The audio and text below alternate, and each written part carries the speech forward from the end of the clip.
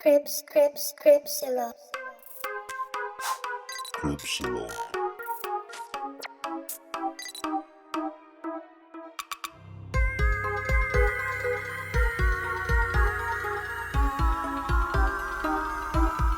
Cripsilla. Hello! Ayan, we are back for another episode of Making the Poster. And this time it's the episode that we had with Cinephile. Shout out Ron and Jerfy. Okay, so for that episode, I thought of possibly making a collage out of all the movies. Pero dahil ang daming movies noon, I'm not sure which ones to use because as you know, horror movies are really big on visuals, so hindi mahirap kumuha ng inspiration. Kumbaga, there's always something to make a poster out of. Pero I thought, maybe not. Kasi ang hirap gawin nun. Like a collage. So ang dami kong kailangan gawing images tapos pagsasama-samahin ko in one poster. And ain't nobody got time for that. So, naisip ko, isang image na lang and probably the most iconic or not very recognizable, pero if you know the movie, you would recognize what it's about. So, the movie na napili ko is yung favorite namin among all the movies there, kami ni Ron, which is Martyrs. And this person, this character is one of the characters there na sobrang memorable, I would say. Kasi parang ang sakit-sakit nung ginawa sa kanya. Let's just put it that way. And it hurts to even look at her. And yun. So siya yung naisip kong gawin. And I thought maybe just the torso going up to the face or the head. If you remember yung poster namin for the episode with the Korean thrillers, ang poster nun is just yung sa I Saw the Devil na guy. It's just his head basically, but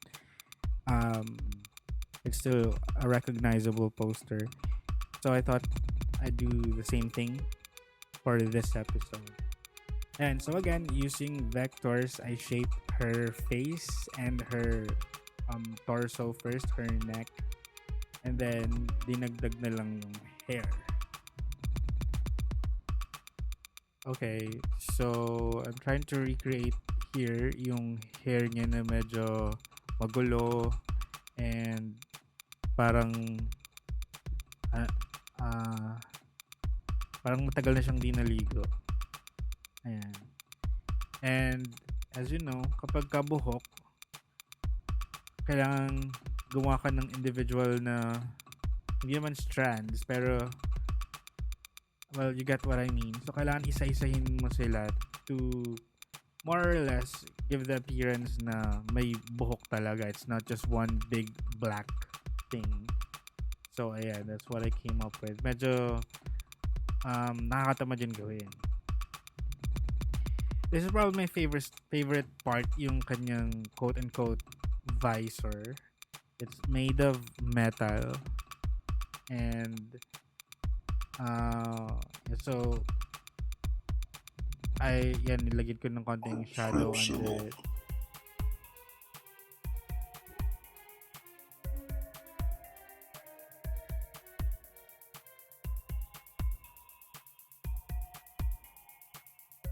It's almost like a helmet na it goes over his head, and dun sa movie it apparently that device or whatever that is was screwed onto her head. So I'll more or less replicate yung color nung metal thing by using gradients. So I'm picking the colors from the original image. Ayan. Para lang ma-capture yung itsura nung the way the light shines on that thing.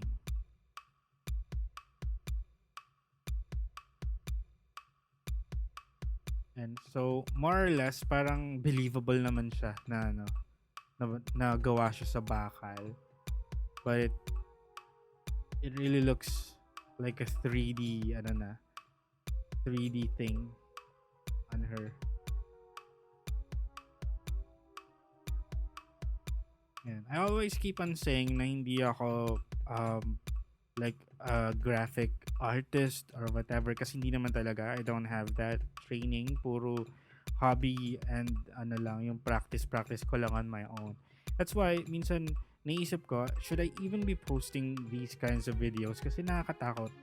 Like if whenever you post something online, whether that's a drawing, like a video or a podcast, you're opening yourself up to a lot of criticism. Kumbaga, whether positive or negative or whether uh, ano tawag dun sa criticism na it's supposed to help you improve yourself, whatever that is, nalimutan ko na. Pero you should be ready to accept all kinds of feedback whenever you put out content out there. And for me, this is really scary kasi if a graphic designer or an artist, a digital artist, saw this video, malamang they're gonna see all sorts of mistakes na ginawa ko dito, and it's almost like I'm inviting them to weigh in on this. But the thing is, for me, katuwaan lang talaga itong mga videos, itong mga posters na to, and making the videos for them. I just want to put some content, add more content on our YouTube channel na hindi puro podcast lang yung pinag-uusapan namin. Then I'm trying to make the image like parang dirty, yung marami siyang mga guhit-guhit, but I don't think it's working that much. Isa pang napansin ko online, I don't know if it's just me or what, pero graphic artists, digital artists, they tend to be very critical of fellow artists. Like I encountered a Facebook post like last year yata, when this artist decided he wanted to recreate famous logos, famous company logos just for fun. Hindi niya yung pinagkakitaan or whatever. Gusto lang niya, and maybe just practice for him, and he posted his work online. And wow, yung comments ng mga artists, supposedly mga graphic designers, they were super critical about it. Like, okay, mali yung ganito, mali yung kulay mo, ba't ka gumamit ng gradient, mali yung shape, mali yung font, ang pangit. Parang to the point na parang, wow, sobrang unsolicited yung mga binibigay niyong mga feedback. Like, does the person who posted this his work, does he even deserve yung ganong klaseng treatment? Because like I said, dapat patibay sikmura mo sa sa feedback.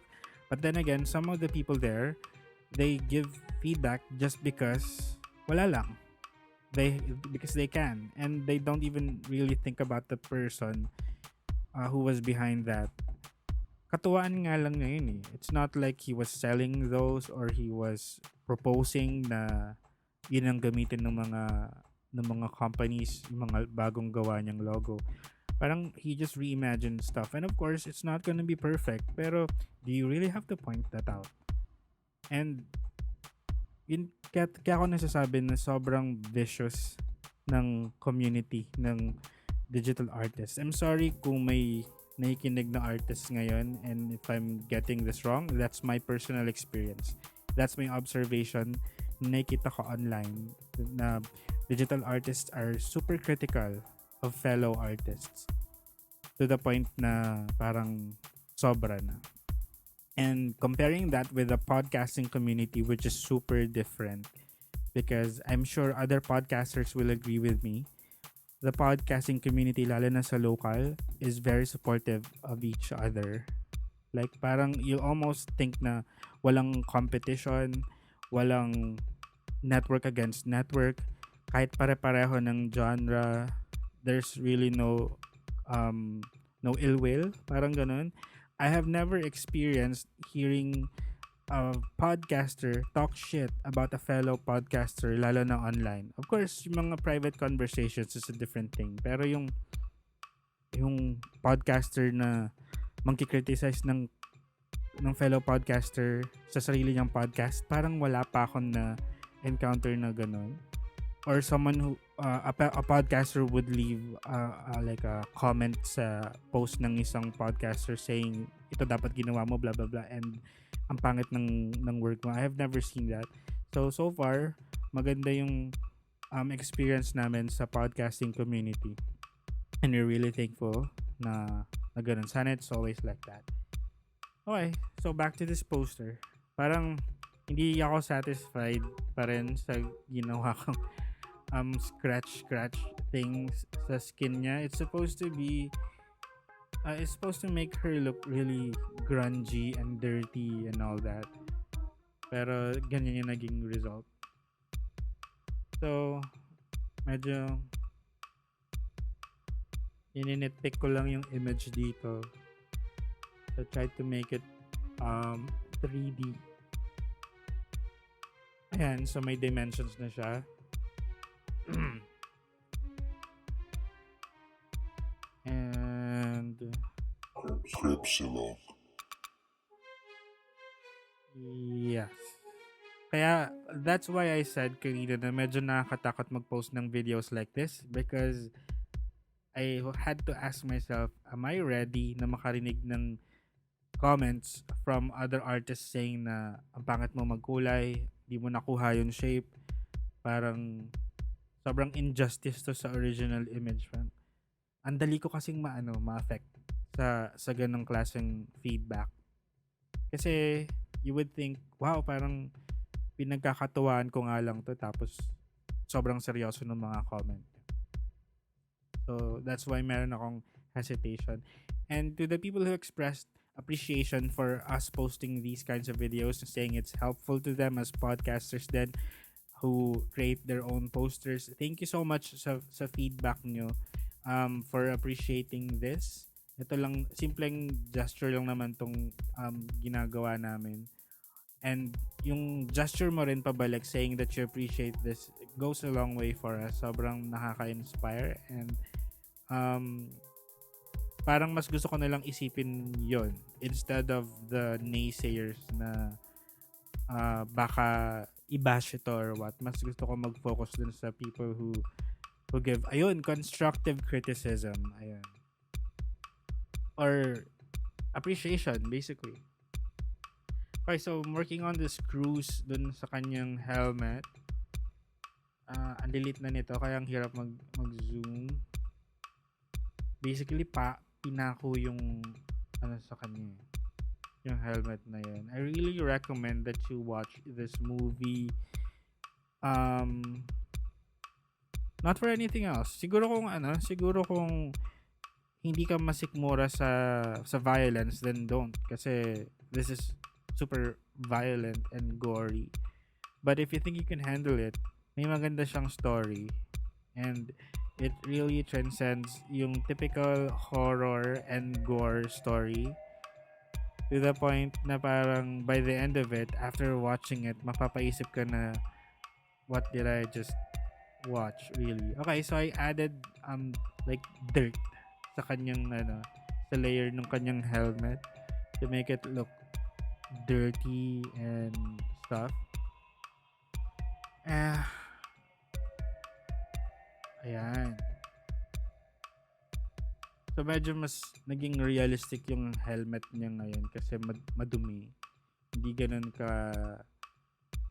kalinis nung una. And pati sa katawan niya. Ayan. So medyo hindi na siya ganun hindi na ganun ka empty yung skin niya.